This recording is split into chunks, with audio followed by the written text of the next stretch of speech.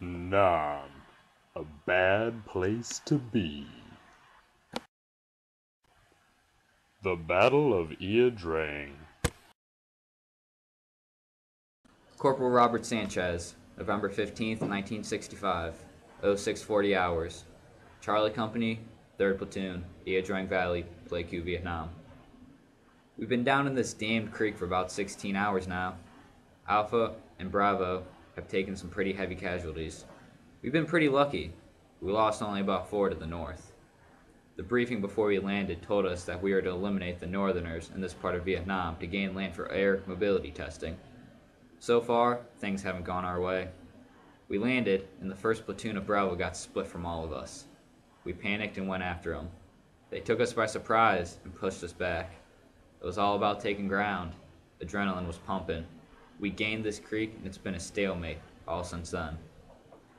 We dug in for the night and got attacked by a few pitiful groups, but nothing extreme. Things have actually been pretty slow. Killed only about 2 or so. These damn guns aren't what they lived up to be. Radio transmission just came in. Word from Lieutenant Kroger came in that the enemies are hitting them hard and close to camp too. We sent the M60 groups of Poley, Comer, Bird, and Fox to help them out. May God be with them. Captain Edwards says everything should be fine in our neck of the woods. Personally, I feel like they're closing in on us, slowly. The Battle of Ia Drang, which took place between November 14th and 18th of 1965, was a narrow victory for American troops. The goal of the battle was for Americans to gain tactical ground for the use of air mobility testing. The first day of fighting resulted in heavy casualties on the American side. However, the American forces proved to be a formidable and ultimately conquering foe. In the end, they gained the valley of Ia Drang. Both sides had great tactical forces and advantages. However, the U.S. showed their strength through artillery and air support. With the withdrawal of the northern Vietnamese from the area came a change in the war. The Ho Chi Minh Trail. Ho Chi Minh Trail, 18 December 1970, 0900 hours. 337th Air Division, Whiskey Company. Agent Orange was a failure for our air division. We had nicked about 6 villages and were out of fuel, out of time. So we decided it was time to bail. Our team collectively landed in Cambodia, close to the border with South Vietnam. It took a couple of hours until it was pitch black and we were in unknown territories. We took shift sleeping and it was Private White's and mine. I can remember waking up to Corporal Sanders in the strap chair being beaten to hell and back. That day sometimes gets the best of me. Still have nightmares. Still think of what could have happened if I was on watch duty instead of him. Still question what I would have done if I was the one that had to stay strong and be beaten to death. We were given the signal and took out the Viet Cong textbook style. Then we unlocked all the American prisoners and executed the guards. It turned out how we started. We were back in the middle of the jungle with wounded men and foreign weaponry. One man told me that we were somewhere in the middle of some Holy Tin Trail or something. I think it was Ho Chi Minh Trail, now that I think of it. What he told me about this trail was that he believed was the reason we were still in the war. He said that this is where all the Charlie's supplies, ammunition, food were coming from. Thank God we had flares for the morning. We had to survive the night, and we were home free.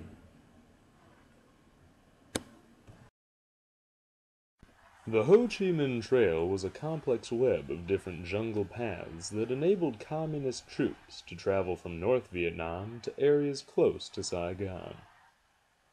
The Ho Chi Minh Trail was a logistical system that ran from the Democratic Republic of Vietnam, or North Vietnam, to the Republic of Vietnam, or South Vietnam, through the neighboring kingdoms of Laos and Cambodia. The system provided support, in the form of manpower and material, to the Viet Cong and the North Vietnamese Army during the Vietnam War. The name, taken from North Vietnamese President Ho Chi Minh, is of American origin. Although the trail was mostly in Laos, the communists called it the Truong Son Strategic Supply Route, after a mountain range in central Vietnam. According to the U.S. National Security Agency's official history of the war, the trail system was one of the great achievements of military engineering of the 20th century. Parts of what became the Ho Chi Minh Trail had existed for centuries as primitive footpaths that facilitated trade in the region. The area, which the system meandered, was among the most challenging in Southeast Asia to navigate, a sparsely populated region of rugged mountains, ranging from 1,500 to 8,000 feet in elevation, and triple-canopied jungle, as well as dense primeval forests, proved challenging to follow to the American forces. During the First Indochina War, the Viet Minh maintained north-south communication, utilizing the system of trails and paths. The Tet Offensive.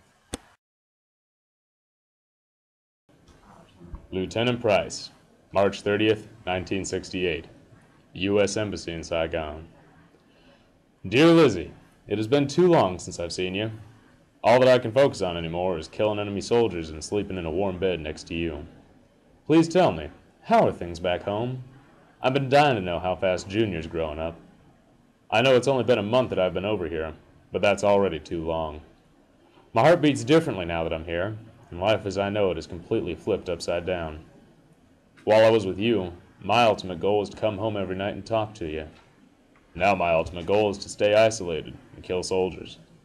Since I'm in charge of a platoon, I can't get very close with my men, so I find myself in solitude often. The only company I can get is that of Vietnamese soldiers, which only want my head. I haven't written to you in a month because of the Tet Offensive. All over South Vietnam, the Viet Cong are trying to wipe us out with guerrilla tactics. They're cowardly fighters for jumping in and out of their tunnels so quick, but I envy their tactics just the same for their effectiveness. Which is why I've been busy. We've been holding down the embassy in Saigon for over a month now. They came close to taking it about 3 weeks ago, as I'm sure you've heard, but we pushed them back in a matter of hours. I have some of the best soldiers to be in company with. Despite the fact they're all different races, they still come together for one thing: survival. And damn, can they shoot.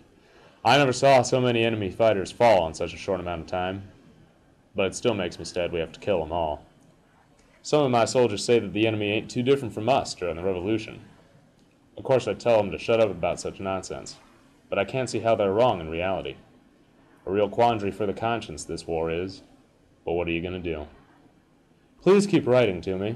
I don't know what I'd do without your letters. Even if I don't get to writing to you, please write to me anyway. Understand that I'm busy right now, but we'll be home eventually. I love you with all my heart. Yours, always and forever, Jack. The Tet Offensive was a military victory for the U.S. and ARVN forces. It began on January 21st, 1968, when General Vinh Nguyen Giap headed the attack on more than 100 major American strongholds. The most successful attack was on the American embassy in Saigon, where Viet Cong forces succeeded in breaking into the embassy and holding it for 8 hours before retreating. Altogether, the Tet Offensive was a military failure on the part of the Vietnamese. American forces suppressed the Viet Cong quickly. Over 45,000 Vietnamese casualties were reported by the end of the battle, while only 9,600 casualties were suffered by the Americans. However, the Tet Offensive proved to be more detrimental to the American war effort than was anticipated. Journalists and newscasters broadcast coverage of the war, bringing the Battle of the American Embassy at Saigon to all TV sets in America. After the offensive, 49% of Americans said that they no longer supported the war. Anti-war protests sprouted up all over the world, calling for America to leave Vietnam. Congress overwhelmingly rejected a request by General Westmoreland for an increase in troops. Altogether, it cost President Johnson his re-election bid. Like President Truman, Johnson lost his presidency in Asia. The Battle of Hamburger Hill. May 20th, 1969. Private First Class Robert Greene, 101st Airborne, 3/187. I killed my first man this week. A few days after the battle for Hill 937 began, I was scouting ahead with my men in search of a potential flank against the enemy. It was then that I came face to face with an NVA in a tree, his sights trained on me. I had no choice but to shoot. He hesitated and I couldn't take any chances. I had to kill him. The feeling that came over me was impossible to stomach. I felt sick and confused. I wonder if he was just like me and I was the first man that he would have to kill in this awful war. I don't think I'll ever be able to forget that moment. I'm sorry I haven't had time to update my journal since this mess began. It's been rough. We've lost over half our men during the assault, and I'll just have to wait for reinforcements from the 101st. 3 out of 5 of our guys, the guys I've come to know and love, are either dead or wounded now. I couldn't be happier to be done with this hill. Trying to hit Charlie in this jungle was next to impossible. But that's not what bugged me the most. The incredible slow pace of progress, all just to take a single hill, has really made this fight not worth the effort, all just to lose our buddies. I don't think my faith in our country and our army has ever been so drained. I've heard the media has been roaring up a storm back at home too, and they're not even in our shoes. 605 casualties, all just to take one little insignificant hill. And I know I'm not the only man complaining either. I heard a couple of blacks complaining the other day too. They were complaining about how a country could send the very same people who weren't even allowed to vote in their towns a few years ago, and are now being expected to fight in this meaningless war. A few months ago I would have stood for that, but now I couldn't agree more. Victory for me is just making it home. On May 10th, 1969, Colonel John Conmee of the 3rd Brigade of the 101st Airborne sent his men into the A Shau Valley in Vietnam. The mission, to take Lone Hill 937, was headed by Lieutenant Colonel Weldon Honeycutt, and it was originally only meant to be a reconnaissance mission. Soldiers of the 3 187th found it difficult to maneuver through the dense jungle and nearly impossible to spot the enemy, and on May 11th they were victims of friendly fire by Allied Cobra gunships, which killed 2 and wounded 35. Over the next few days, Honeycutt led his men in an attempt to flank the North Vietnamese forces on Hill 937, but was unsuccessful in doing so, resulting in many casualties on both sides.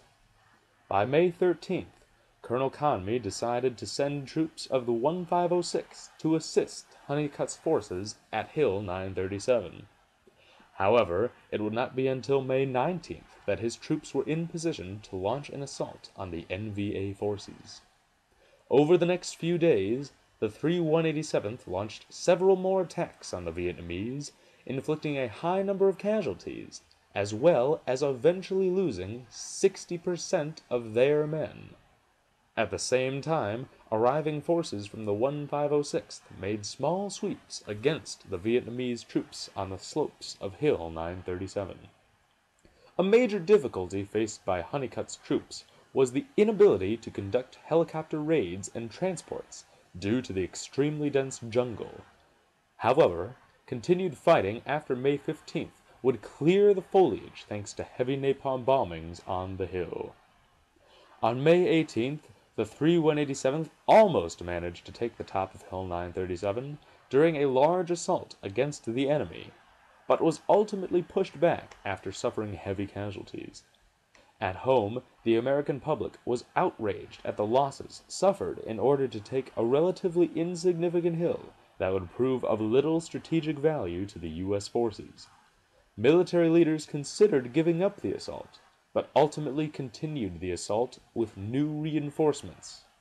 On May 20th, the American forces gathered for a final, all-out assault to overwhelm the NVA forces. Advancing from the northeast and southeast, the 3 187th finally managed to secure Hill 937 by 1700 hours.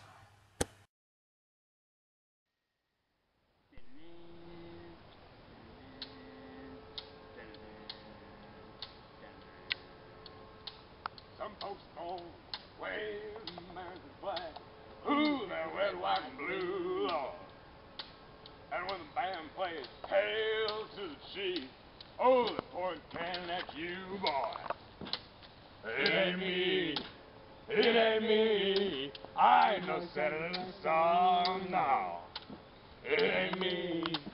It ain't me. I ain't no fortunate one.